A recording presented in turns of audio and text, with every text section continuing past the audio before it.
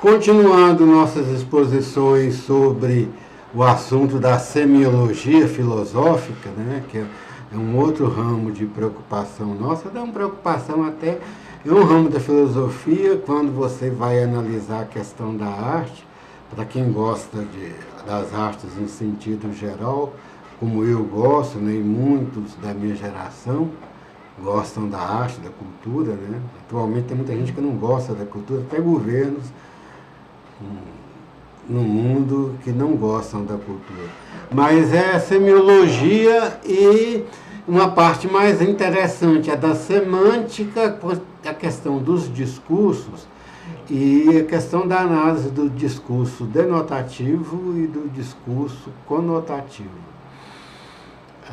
O discurso denotativo é mais afeito pelas ciências, né? É um discurso mais direto que procura realmente revelar o que é a coisa, né? Em suas questões técnicas, né? Uma definição técnica e científica de uma coisa. E o conotativo pode ter isso, né? Mas o conotativo é ligado a certas observações de cunho pessoal e também ligado à arte, que é a criação a partir dos fatos cotidianos, fantasiar as coisas, né? Para criar um divertimento, e os discursos dentro daquela história fantasiada são discursos conotativos, né?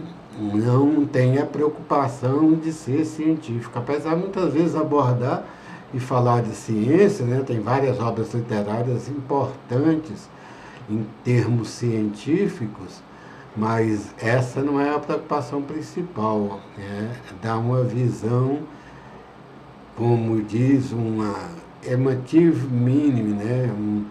Um significado emocional, né? Uma visão mais pessoal. E hoje em dia é mais interessante ainda nessa questão audiovisual com as fake news, né? Que as fake news você não sabe o que é uma construção da pessoa, da realidade, para transmitir uma mensagem política, né? Uma manipulação, que é as fake news, e o que realmente é um fato real, né? Hoje em dia, no âmbito político, é difícil, de qualquer lado, muitas vezes se carrega demais certa notícia, certo fato, um certo tipo de emoção, esse emotivo mínimo, um significado emocional particular, e aquele fato, ele toma novos contornos. E o problema das fake news é invadir a realidade e uma coisa que é fantasiada realmente passar a ser realidade. Então, isso aí já é uma discussão mais da questão da conotação ideológica, né? Então, nós trouxemos o livro aqui do Papa da Semiologia na Filosofia, Humberto Eco, que é As Formas do Conteúdo. Ele vai usar o conteúdo, diz respeito na semiologia e na linguística a semântica, né? O significado básico, né, que aquilo tem. Se é um significado emotivo, se é um significado científico, se é um significado técnico, né?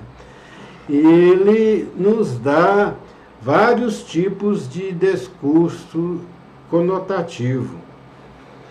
E nós vamos ler a passagem, né, que é interessante, sem aquela do vídeo para ler, mas quem quiser ler, variar um pouco os vídeos de leitura, né, que é uma coisa meio rápida.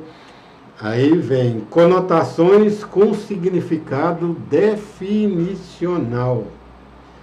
Todo lexema conota as propriedades atribuídas à unidade cultural denotada pela definição intencional que ela é comumente aplicada. Essa definição pode ser ingênua, a estrela da manhã, ou mais técnica, aquilo que se chama vivo, ou mais técnica, né? O astro que aparece no horizonte durante as manhãs, né? Então, é uma coisa definicional, mas quando você fala a estrela já implica algo mais artístico. Os artistas têm suas estrelas, né? Aquele artista de grande sucesso são as estrelas. É mais ou menos isso. Conotação das unidades semânticas, componentes do significado. Algumas dessas componentes semânticas fazem parte da definição da unidade cultural, outras não. Uma unidade nomeada pode conotar também a sua própria marca gramatical. Aí ele falou o exemplo do sol. O sol, que em português ele conota masculino. O sol não tem sexo, só um aço, mas no português é um conotativo, mas que gramaticalmente, na técnica da gramática, ele assume quase uma função denotativa, de sentido que na técnica da gramática portuguesa você tem de flexionar o verbo e muitas vezes o adjetivo em função do sexo do sol, que não é para ter sexo, né? Sexo quem tem os humanos e os animais, em sentido geral. E a lua feminino, da mesma questão, né?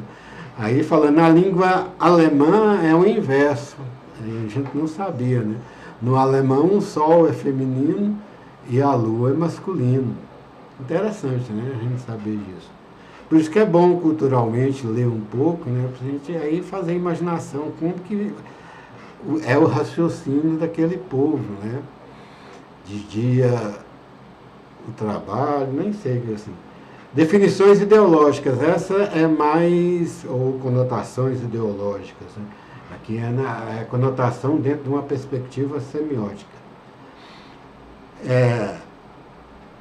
Se entendem por definições ideológicas, definições incompletas que enfocam unidade cultural ou um complexo de unidades sob um único de seus perfis possíveis. O perfil pessoal da pessoa ou do grupo político que está veiculando aquela mensagem, né? E isso em sentido geral. O grupo político, o grupo social também, né? Tem a questão social, tem o alvo também que nas propagandas, tem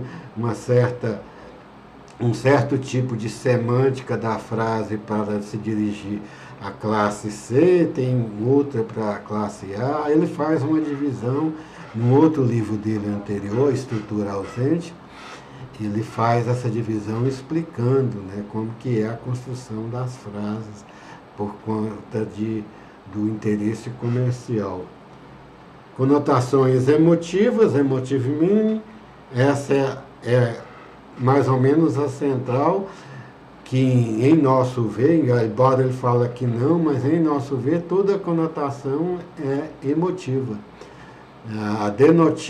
Ela pode denotar alguma coisa, mas a origem e a motivação é emocional e pessoal, não só pessoal de pessoa, mas de grupos, essas coisas, né? Ele vai falar, conforme a definição de Stevenson, um significado no qual a resposta sob o ângulo do ouvinte ou o estímulo sob o ângulo do falante é um tipo específico de emoção, tem um interesse daquele grupo, daquela faixa de renda, daquele partido político, e esses são as mais importantes. Ele tem várias outras que ele faz aqui, mas essas são as mais importantes para a gente ver, né? Aí ele fala que o denotativo, muitas vezes, tem a ver com a cultura, quando ele abre muito denotativo também para, muitas vezes, gerar na conotação. A conotação, ela muitas vezes é denotativa em função do significado rígido que aquilo, mesmo sendo de um grupo, tem uma cultura, né? Igual os peronistas na Argentina, né? Eles têm um dado cultural muito grande, igual os dandies, né, de Londres, na Inglaterra, né? Então eles têm um dado cultural muito grande que chega a ser denotativo, né? A moda, não a moda, os costumes britânicos, né, famosos, a etiqueta britânica, né? Lá, agora já mudou muito, mas até pouco tempo atrás ainda era bem rígido, eles criticavam até os americanos por ser relaxado, eles seguem rígidas etiquetas. Mesmo em função nossa, os Estados Unidos, eles, por conta já dessa formação britânica, têm regras de etiqueta muito rígidas, e quem deixar de observar, ele não pode não ter uma seção jurídica, né, de pena, em termos de direito penal, mas tem uma seção social muito grande, uma sanção. Né? A pessoa fica sendo mal vista e mal vista mesmo. Né? Na Europa também, na França, a França da capital, a França do interior, eles têm até entre si os dialetos, dependendo se você for em Paris, se você falar em um dialeto, dependendo do restaurante, você é mal entendido, mal atendido. Essas questões que nós levantamos dessa questão da função semântica, e até do dia a dia é importante a pessoa saber, né?